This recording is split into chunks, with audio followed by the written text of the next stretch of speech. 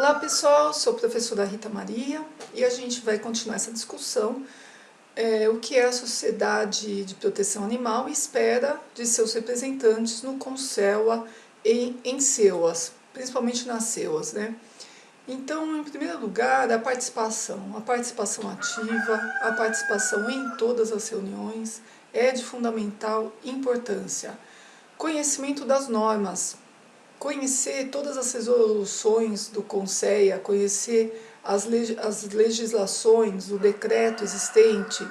Dessa forma, a gente vai poder ver se o que está sendo solicitado se enquadra no aspecto legal do uso de animais em pesquisa, no ensino, em testes.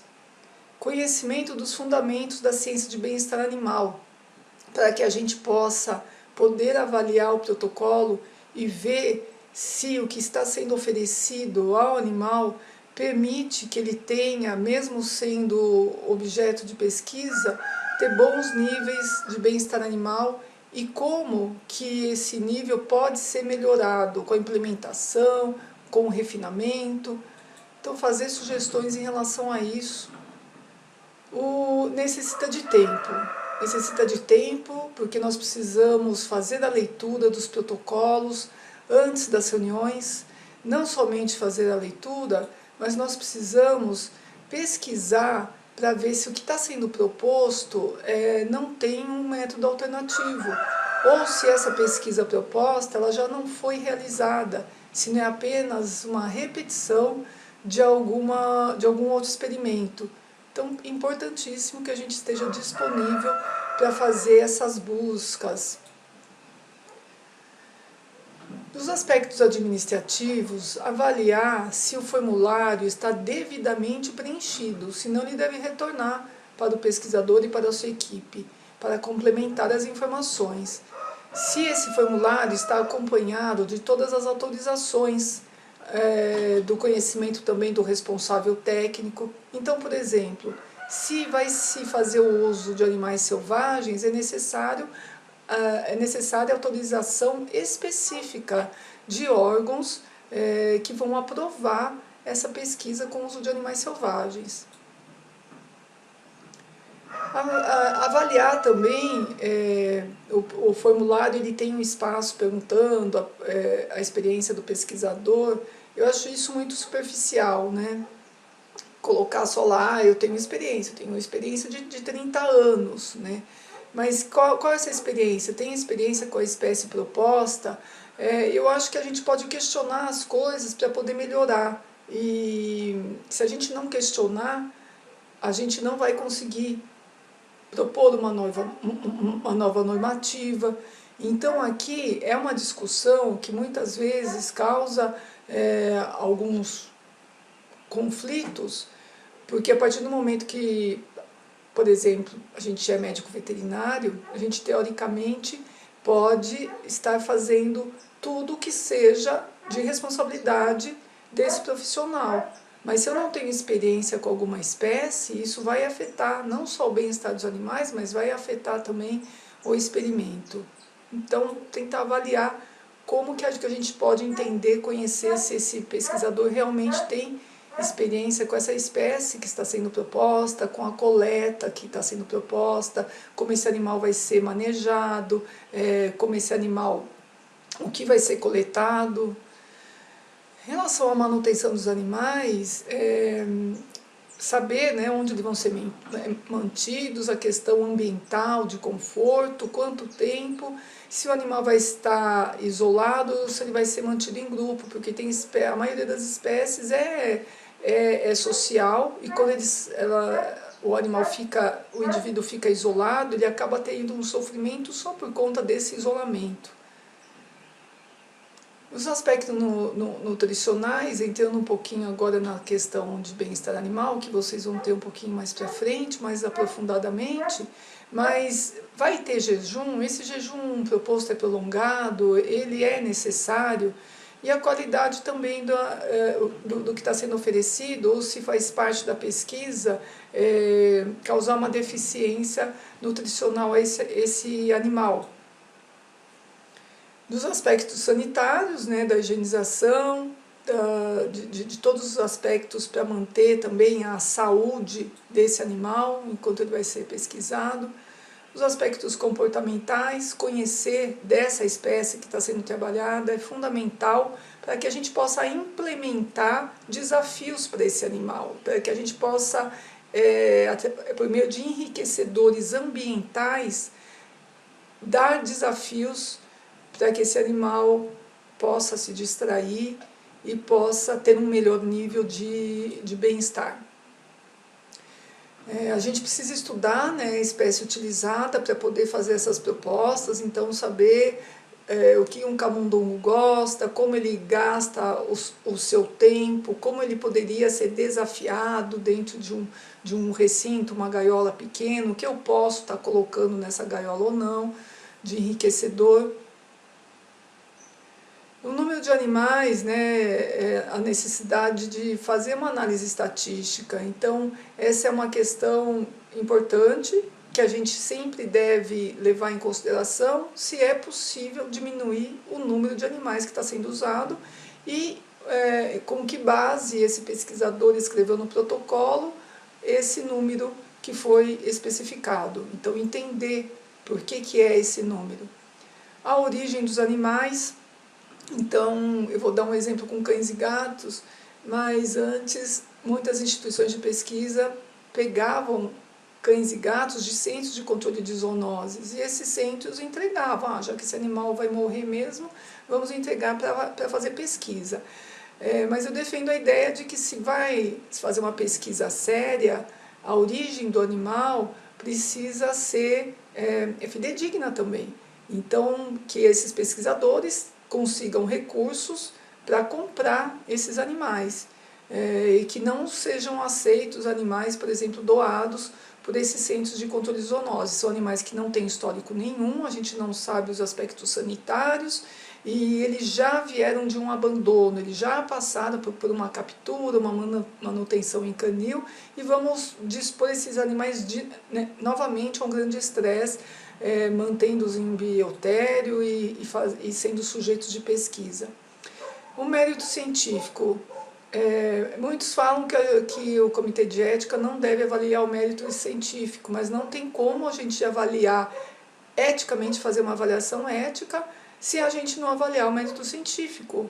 Enfim, quais vão ser os benefícios dessa pesquisa para a sociedade, ou para o ser humano, para os animais, quais vão ser os prejuízos ao bem-estar animal e qual o nível de sofrimento e se isso tudo se é justificado esse sofrimento pelos benefícios que estão sendo propostos.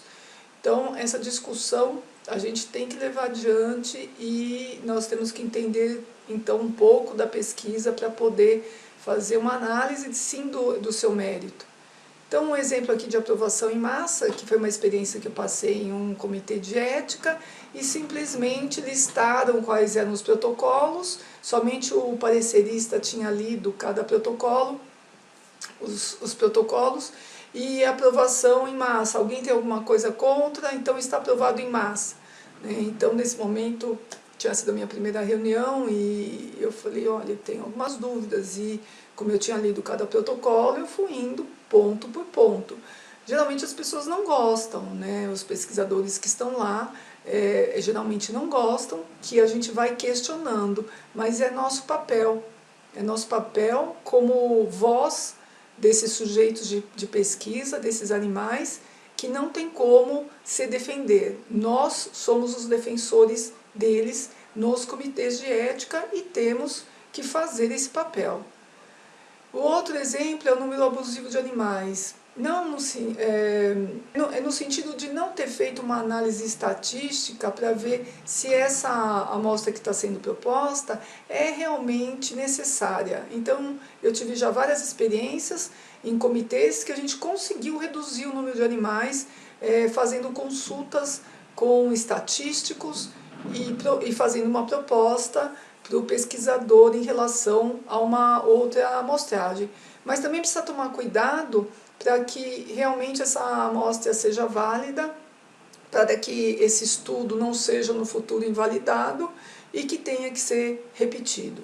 Então esse é um outro problema que pode acontecer quando a amostra também não é boa. Questionar faz bem para o desenvolvimento da ciência, e o nosso papel na CEUA é de questionar, é de levantar os aspectos onde a gente acha que pode estar falho, e a gente não precisa ter certeza, a gente levanta o questionamento, levanta para ser discutido, não necessariamente que a gente tenha que trazer a resposta ou a solução para o problema. E a fiscalização. Não é fácil fazer a fiscalização, então eu como professora, imagino eu entendo no biotério do outro professor e falando, olha, eu estou aqui agora pela CEUA e eu vim fiscalizar a sua pesquisa. Pode ser desagradável, porque os pesquisadores estão acostumados, né, principalmente os mais antigos, a fazerem sempre o que eles queriam. Então eles usavam os animais do jeito que eles queriam, mantinham os animais do jeito que eles queriam. E essa fiscalização ela acaba não soando bem, não caindo bem, né? Essa vistoria ou essa visita. Uma possibilidade seria solicitar para o CRMV ajudar com esse acompanhamento e essa fiscalização. Então seria uma das alternativas. Mas sim, na minha opinião, a CEUA tem esse papel de aprovar um protocolo e depois fiscalizar. Não é possível fiscalizar tudo, lógico, tem experimentos que estão sendo feitos a centenas de quilômetros de distância da instituição onde está a CEUA, mas na medida do possível a gente pode criar algumas estratégias para monitorar essas pesquisas. E por último, o que a gente espera de representante do CONSEA, né? Então, primeiro, participar ativamente de todas as reuniões. Então, o CONSEA tem uma demanda grande, essas pessoas que se candidatam, que queiram fazer parte do CONSEA, representando sociedade de proteção animal, tem que ter consciência que vai ter que incluir na sua agenda 4 semanas ao ano de reuniões. E que há uma demanda, precisa ficar atento, não pode ficar respondendo e-mails durante a reunião, tem que ficar 100% presente, porque às vezes está sendo discutido algo que a gente perde algum detalhe e aí sai uma proposta que não vai beneficiar os animais. A outra questão, dentro do CONSEA, a gente passa também a ser relator de processos. Então eu já peguei processos que já estavam sendo encaminhados, então quando chegaram para mim, eles já estavam com 100, 200 páginas, a gente precisa ler todo esse processo para ver quais são os próximos passos. Um dos processos, por exemplo, que eu fiz parte desde o início, era um processo de um campi, de uma universidade, né, com vários campi que não tinham o RT, não tinham cadastro de biotério, tinham muitos problemas e tinham chego essa denúncia. E esse processo, ele acabou ficando com 300 páginas, porque a gente foi fazendo diligência, questionando as aulas que usavam animais, perguntando para os professores que davam aulas se eles usavam, se eles tinham aprovado em outro comitê, enfim. Então precisa de tempo para esses processos também. E tem necessidade de se estudar, de ver outras experiências, de ver experiências no exterior, para a gente avançar.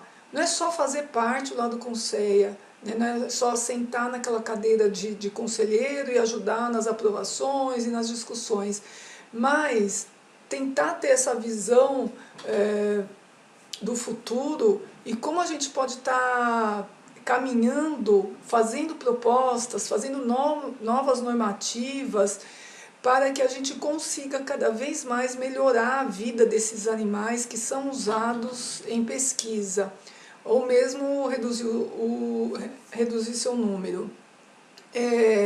Então, a ARN, por exemplo, 38, foi uma batalha de anos, né? Desde o momento que eu fiquei 4 anos no Conceia, desde o momento que eu entrei no Conceia, eu comecei essa discussão sobre o uso de animais no ensino e que não era necessário esse uso.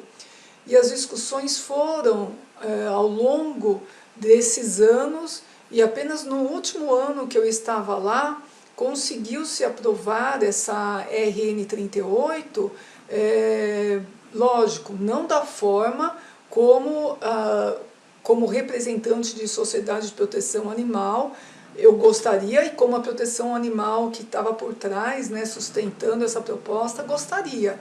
Mas já foi um avanço. Então, só para vocês terem uma ideia que a gente precisa ir aos poucos digerindo, fazendo com que as pessoas também tenham mais informações, levantando o assunto nas reuniões, colocando esses temas nas pautas das reuniões, sempre sugerir temas que possam fazer com que o grupo amadureça, não só em relação à ciência do bem-estar animal, de ter mais conhecimentos, mas amadureça no sentido desse olhar de como a gente pode avançar nas questões da ciência de bem-estar animal usados em experimentos e na proteção desses animais.